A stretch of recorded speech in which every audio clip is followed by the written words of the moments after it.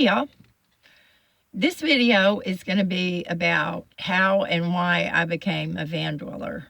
Okay, let me start by saying that it was not ever my intention to be a van dweller.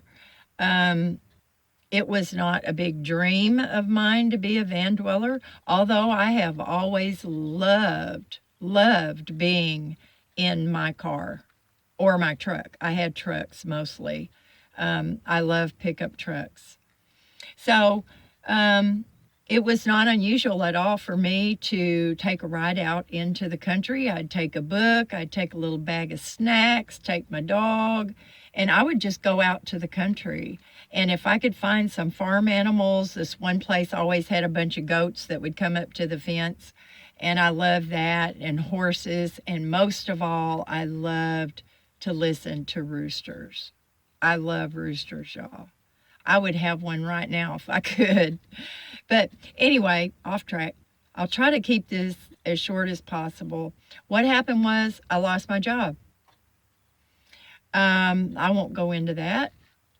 The lawsuit says, no, you can't talk about that, or we're going to collect $5,000 from you, or whatever.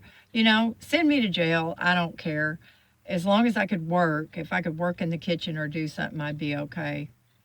But I don't want to be anybody's girlfriend, okay? Not unless I went to a men's prison. Let me make that perfectly clear. I would want to go to a men's prison. I would pick out the ugliest, biggest, baddest SOB, and I would want to be his woman. That's so crazy. Y'all have no idea how hard it is to be in this head.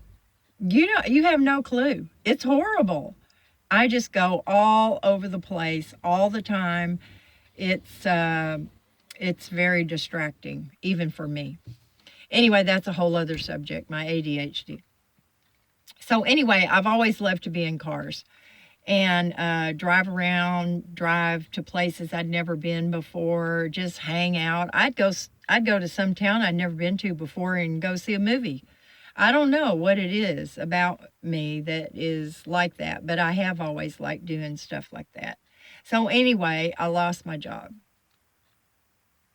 My landlord, bless their hearts, they cut my rent down by $275 a month.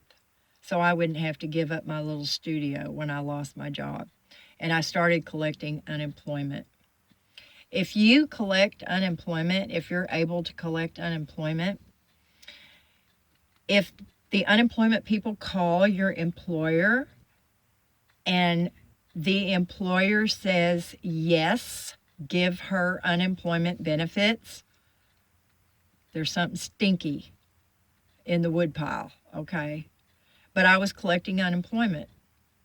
So I did that. I immediately started looking for another job. I did property management for about 16 years. I managed apartment communities all over the place. I figured, no sweat. I will be re-employed in a heartbeat. Didn't happen. I got a few calls on my resume that I sent out to every property management company in the country. I mean, I didn't limit myself to California. I sent resumes out to Texas. I sent resumes out to Arizona. Wherever I saw a property that I thought I would like to manage, I would send off my resume. The few calls I did get, first question, well, what year did you graduate high school? That's age discrimination, y'all. And it's alive and well, let me tell you. I did get a job at J.C. Penney's during the Christmas season a couple years ago, and I couldn't do it. My back would not let me function for that long. I couldn't walk or stand for that long a period of time. They even took me down from an 8 to a 6-hour shift. I still couldn't do it. They took me down to a 4-hour shift. I still couldn't do it.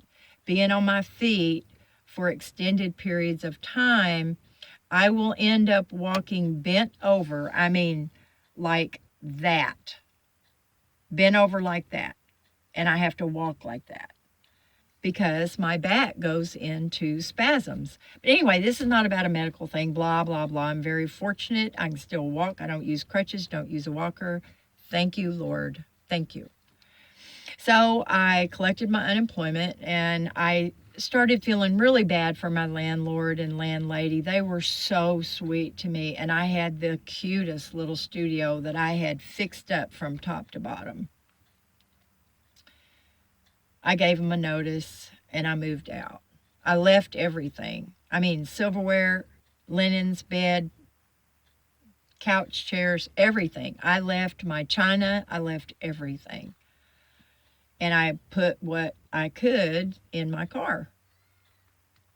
So I started living in my car, and then my unemployment ran out. Well, that was really not good. I could not get a job, y'all. I could not get a job. I couldn't get anybody to call me on my resume. I had a resume that cost me $500 to get put together, okay?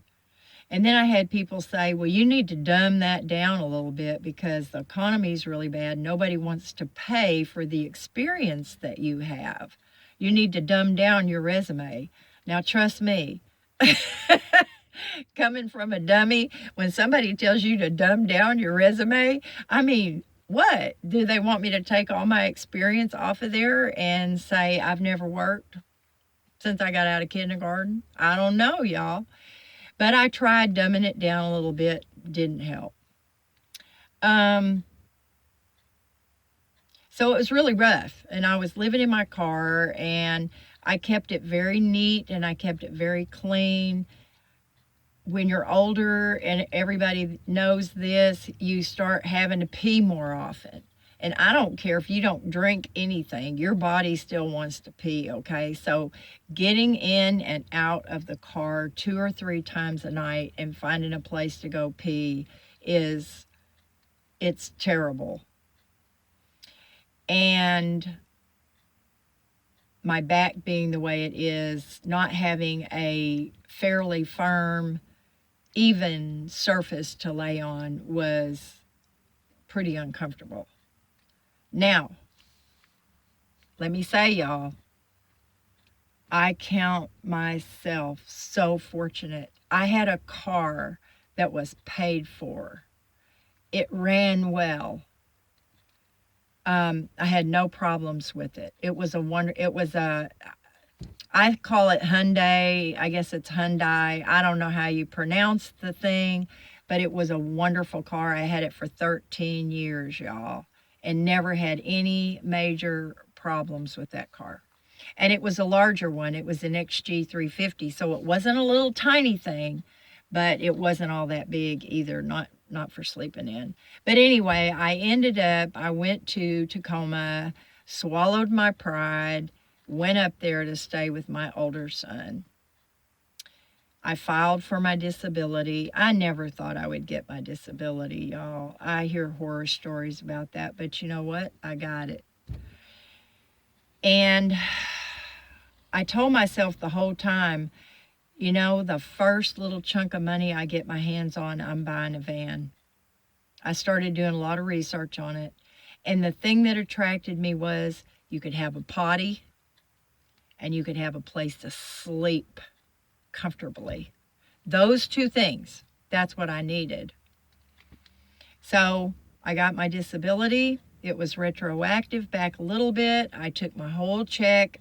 I found Tank. That's how I became homeless, or a van dweller, I guess you would say. Do I love being a van dweller? Hell no. Do I like a real bathroom? Yes, I do. Do I like a real kitchen? I could do less with the kitchen than the bathroom, but do I like it? Yes, I do. Do I love having a yard to putz around in? Oh, yeah, I really do. So it was not my life's dream to live in a van. But I count myself so extremely blessed, y'all, and so fortunate. I mean, I have a potty. I don't have to leave my vehicle to go in and out of the cold and the rain or whatever. I don't have to do that. Um, I have water. I have food. That's a whole other topic. I'm not buying groceries anymore. I'm just not going to do it. It's too wasteful for me, for one person. But anyway, y'all, that's how it happened to me. And it was because I did not save any money. I didn't save. I thought I was going to be married to the Colonel forever. I thought I was going to work.